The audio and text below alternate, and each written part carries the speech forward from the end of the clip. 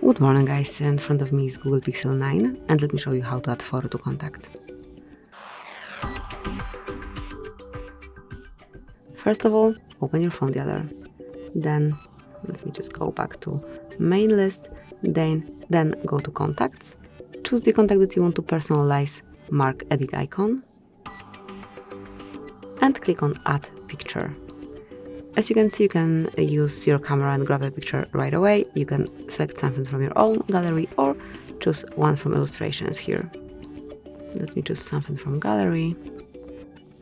For example, this one.